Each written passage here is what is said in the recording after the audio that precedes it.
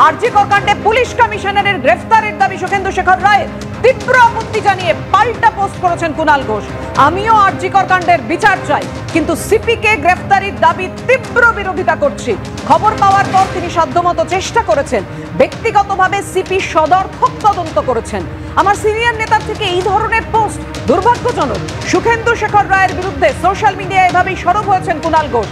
আর অন্যদিকে সুখেন্দু শেখর রায় ঘনিষ্ঠ মহলে জানিয়েছেন যে তিনি নিজের বক্তব্যে অনড়, এমনটাই সূত্রের খবর। অর্থাৎ সুখেন্দু শেখর রায় যে বক্তব্য করেছেন যে আরজি কর কাণ্ডে পুলিশ কমিশনারের গ্রেফতারি চাইছি, সেই গ্রেফতারের দাবিতে অনড় সুখেন্দু শেখর রায়, এমনটাই তিনি ঘনিষ্ঠ মহলে জানিয়েছেন, সূত্রের খবর।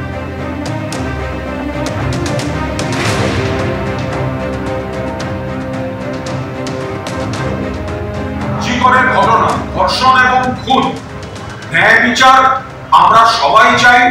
মাননীয় মুখ্যমন্ত্রী মমতা বন্দ্যোপাধ্যায়ও চান, অভিষেক বন্দ্যোপাধ্যায়ও চান, এবং পুলিশ সেই মতো তদন্ত করছিল।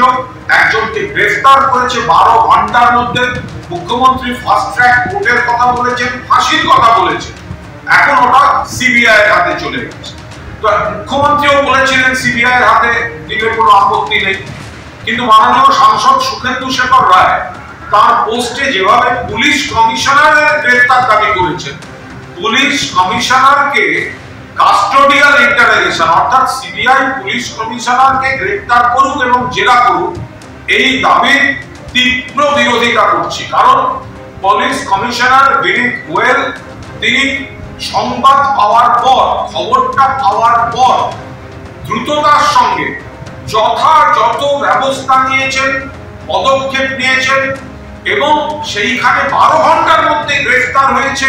তারপরেও জেরা চলছিল, আর 3-4 দিন সময় চেয়েছিলেন মুখ্যমন্ত্রী, আরো হয়তো বড় ব্রেক থ্রু করে ফেলার জায়গায় ছিল। এখন সিবিআই হাতে চলে গেছে। সেই জায়গায় সুখেন্দু বাবু সিনিয়র, আমাদের সকলের শ্রদ্ধেয় নেতা, তার আবেগ, তার উদ্বেগ নিশ্চয়ই, কিন্তু তাই বলে পুলিশ কমিশনারের গ্রেফতার চাই এবং হেফাজতে নিয়ে জেরা চাই, এটা একটা অযৌক্তিক দাবি এবং এই দাবির বিরোধিতা করছে। আরজি কর কাণ্ডের 8 দিন পার, গোটা দেশ তোলপাড় এই ঘটনার। এদিকে আপনাদের জানিয়ে রাখি যে সিবিআই তদন্তের গতি প্রকৃতি কোন পর্যায়ে। 2 দিন ম্যারাথন জিজ্ঞাসাবাদ করা হয়েছে সন্দীপ ঘোষকে, আজ ফের তলব। সাংবাদিকদের প্রশ্নের মুখে ফের মেজাজ হারিয়েছেন আরজি করের সদ্য প্রাক্তন অধ্যক্ষ। সেই ছবি আপনাদের সামনে রেখেছি। শুক্র ও শনিবার সন্দীপ ঘোষকে ম্যারাথন জিজ্ঞাসাবাদ করে সিবিআই। জানেন আজকে কোন কোন প্রশ্নের মুখে সন্দীপ ঘোষ, জানবো, কথা বলবো। আমাদের সঙ্গে রয়েছেন আমাদের প্রতিনিধি হিন্দল দে। অন্যদিকে আপনাদের জানাবো যে আরজি কর সংলগ্ন এলাকায় নিষেধাজ্ঞা জারি করা হয়েছে, সে বিষয়ে আপনাদেরকে জানাবে আমাদের প্রতিনিধি পার্থপ্রতিম ঘোষ। দুজনের সঙ্গে কথা বলবো, কিন্তু প্রথমে হিন্দল জানাও।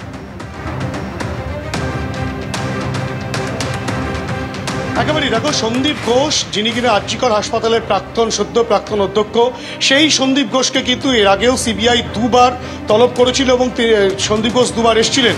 এবং এই গত দুদিন ধরে কিন্তু ম্যারাথন জিজ্ঞাসাবাদ করা হয় সন্দীপ ঘোষকে। আজও কিন্তু ঠিক একই রকমভাবে সিবিআই দপ্তরে তলব করা হয়েছিল এবং তারই পরিপ্রেক্ষিতে সন্দীপ ঘোষ তিনি কিন্তু সিবিআই দপ্তরে 10:40 নাগাদ এসে প্রবেশ করেন এবং যেটা সিবিআই সূত্রে জানা যাচ্ছে যে তাকে কিন্তু জিজ্ঞাসাবাদের পর্ব শুরু হয়েছে। তোমাকে প্রথমে বলে রাখি যে গত 2 দিন ধরে যেসব প্রশ্নমালা সিবিআই তদন্তকারী আধিকারিকরা রেখেছিলেন সন্দীপ ঘোষের সামনে এবং যা উত্তর পেয়েছেন, সেইগুলোকে কিন্তু আবারও আজকে নতুনভাবে প্রশ্ন করে মিলিয়ে দেখা হবে যে কথায় বা উত্তরের মধ্যে কোনো রকম কোনো অসঙ্গতি রয়েছে কিনা। কেননা প্রসঙ্গত এই বিষয়টা বলে রাখা দরকার যে এই যে গোটা ঘটনা, এই নৃশংস খুনের ঘটনার পর থেকেই যেটা বারংবার অভিযোগ উঠছিল যে সন্দীপ ঘোষ তিনি কিন্তু কোনো রকমভাবেই দায় এড়াতে পারেন না, কেননা সেই সময় তিনি সেখানকার অধ্যক্ষ ছিলেন। এবং এই ঘটনা ঘটে যাওয়ার পর একজন মেয়েকে নৃশংসভাবে খুন করা হলো, কিন্তু হাসপাতালের তরফ থেকে অ্যাসিস্ট্যান্ট সুপার পদমর্যাদার একজন ফোন করে পরিবারের সদস্যদেরকে জানাচ্ছেন যে তাদের বা পরিবারের মেয়ে আত্মহত্যা করেছেন। এই যে তথ্য, এই তথ্য কে দিতে বলেছিলেন? সন্দীপ ঘোষই কি দিতে বলেছিলেন হাসপাতালের তরফ থেকে? সেই বিষয়টা যেমন দেখা হচ্ছে, তার পাশাপাশি জুনিয়র চিকিৎসকরা এবং চিকিৎসকদের একাংশ তারা কিন্তু একাধিক অভিযোগ তুলছেন।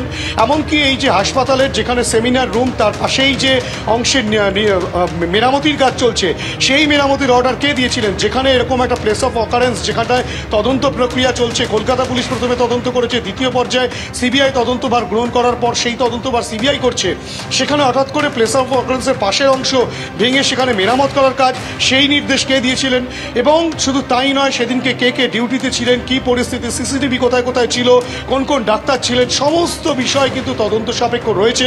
এবং ইতিমধ্যেই তুমি জানো যে চেস্ট মেডিসিনের যিনি এইচওডি তাকেও কিন্তু জিজ্ঞাসাবাদ করা হয়েছে, বহু ডাক্তারকে জিজ্ঞাসাবাদ করা হয়েছে, এবং জুনিয়র চিকিৎসকদেরকেও কিন্তু জিজ্ঞাসাবাদ করে বেশ কিছু তথ্য সিবিআই এর তদন্তকারী আধিকারিকরা তারা পেয়েছেন।